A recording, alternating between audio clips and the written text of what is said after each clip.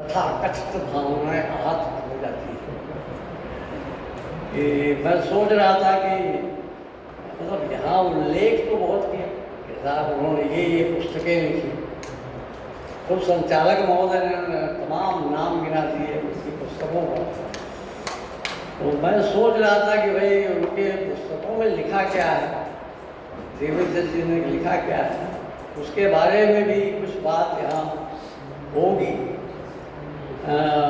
तो थोड़ा सा मुझे निराशा हो गई। नहीं तो मेरे हंसने के लिए क्यों, मेरे पास तो समय और थक गया हूँ मैं ज़्यादा बोलूँगा भी नहीं, थक भी गया। देखिए अब इस समय जो मेरे दिमाग में अभी आ रहा बैठे बैठे, हालांकि वहाँ भी आ रहा, और जब भी मैं बोलता हूँ और यहाँ भी मैं देख रहा हूँ कि विद्यार्थी तो ख्याल नहीं है, लेकिन जो नए अध्यापक या अध्यापिकाएं हैं उनको मैं अपना विद्यार्थी ही मानता हूँ। तो मैं उनकी दृष्टि से बात करता हूँ जहाँ भी जाता हूँ कि ये शोध करना, रिसर्च करना, इसकी जो परंपरा है हिंदी में, वो उसका पतन हो गया है, उसका जो स्तर है उतना गिर गया है। तो होगी जाहिर है एक पुस्तक अवध के गदर के संदर्भ में अवधी भाषा में लिखी गई है, आप लोग को जानकारी, अवधी भाषा में लिखी गई, खड़ी बोली हिंदी में नहीं। जिला मुझे नहीं मालूम, गांव पता है कि अवध क्षेत्र में एक गांव कोई है तिलोई, तिलोई गांव में एक हुए हैं सीताराम पांडे। सीताराम पांडे ये अंग्रेजों की फौज में थे। सीताराम पांडे ये अंग्रेजों की फौज में थे, यानी अंग्रेजों के पक्षधर थे, है ना। वो निराला जी की खड़ी बोली नहीं बोलते थे, लिखते तो थे कविता में, गद्य में, बोलते नहीं थे, बोलते वैश्वारी थे, है ना। सीताराम पांडे को भी खड़ी बोली आती ही नहीं थी। तो पूरे उस दौर के अपने समय का वो उनसे लिखवाया गया है अंग्रेजों ने। जब वो रिटायर होने लगे, वो 1862-63 में रिटायर हुए। तो रिटायर होने से पहले अंग्रेज अधिकारियों ने उनसे कहा कि आप अपने जीवन के अनुभवों को लिख दीजिए। तो वो अवधि में उन्होंने अपने जीवन, अपने जो उनका फौजी थे, उनकी फौज में बंगाल रेजिमेंट के पैदल सिपाही में भर्ती हुए थे, है ना। और उसके बाद तरक्की करते करते, क्योंकि अंग्रेजों के समर्थक थे, तरक्की करते करते सूबेदार के पद पर पहुंचे। तो पहले तो डरे कि मैं लिख दूंगा तो कहीं ये मुझे ही न मारने गोली, और अंग्रेजों ने उनको आश्वासन दिया कि नहीं नहीं आप लिख जाइए।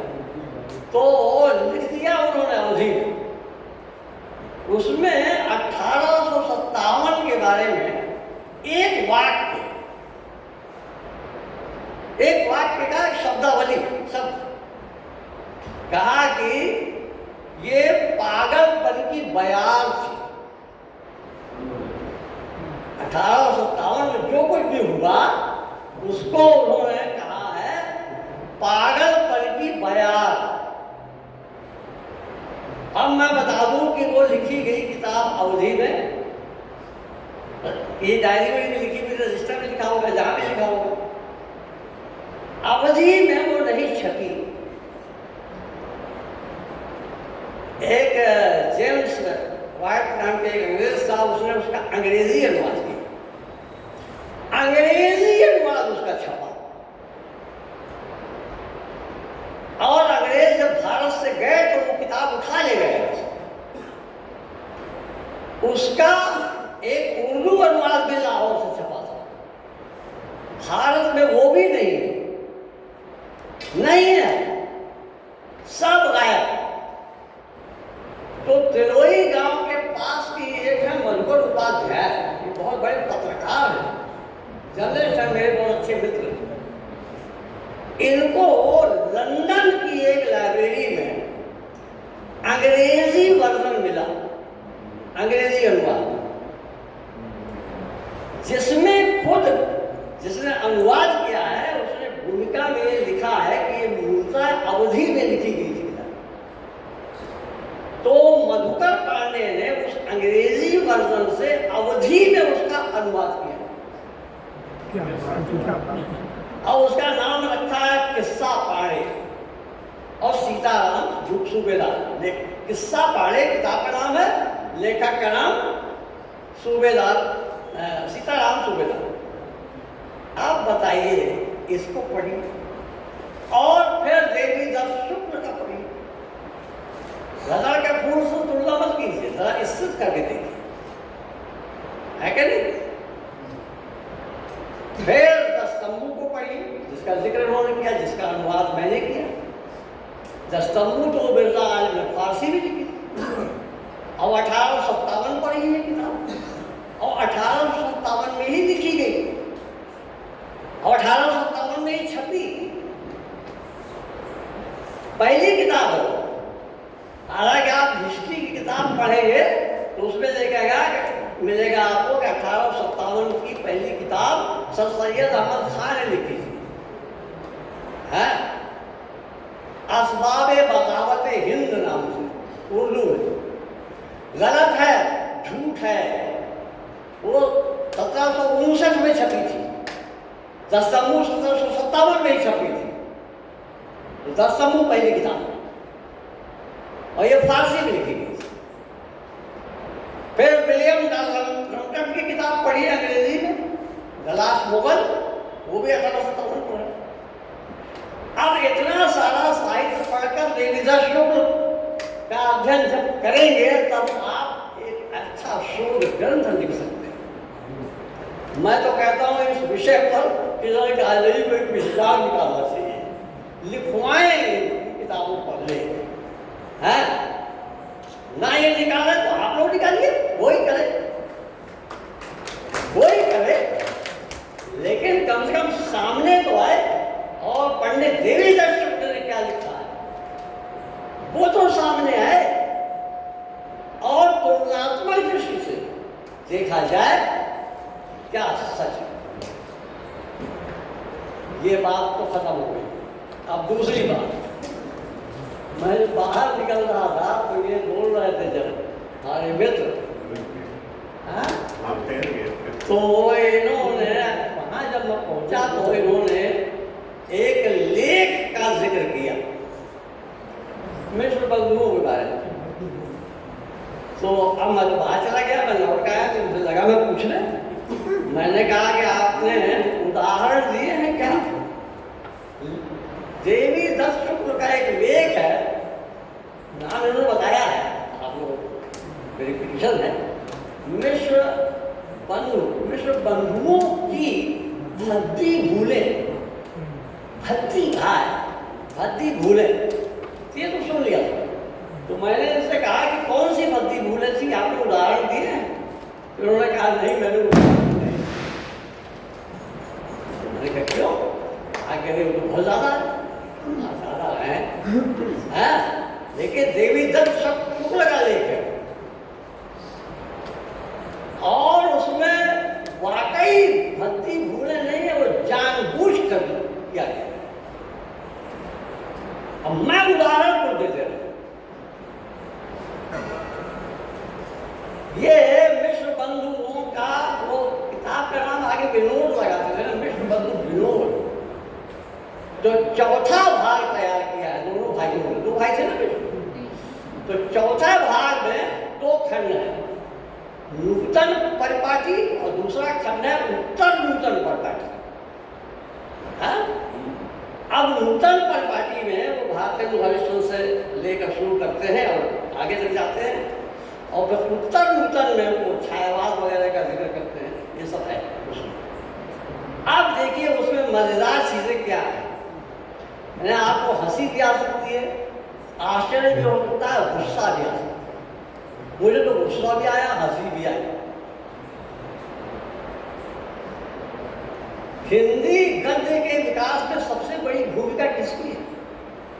तो अब वो रामचंद्र शुक्ल का नाम नहीं ले रहे हैं, श्याम सुंदर दास का नाम नहीं ले रहे हैं, मतलब इनका जिक्र कर चुके हैं कि हाँ ये लोग बड़े लेखक हैं, लेकिन सबसे बड़ी भूमिका हिंदी गद्य के विकास में जानते हैं किसकी बताइए? स्वामी दयानंद सरस्वती। अरे यार ये हद हो गई, यानी आप बताइए कि हिंदी गद्य के विकास में एक अहिंदी भाषी व्यक्ति, ये पंजाब के थे, सत्यास प्रकाश लिखी है किताब हिंदी में, है जो आर्य समाजियों का एक तरह से धर्म ग्रंथ है, जिसकी हिंदी खराब है, उसको आप हिंदी गद्य के विकास में सबसे बड़ा योगदान बता रहे हैं आप। ये है उसमें सबसे बड़ा योगदान, है? उसके बाद साथ अन्य साहित्यकारों का योगदान गिना रहे हैं।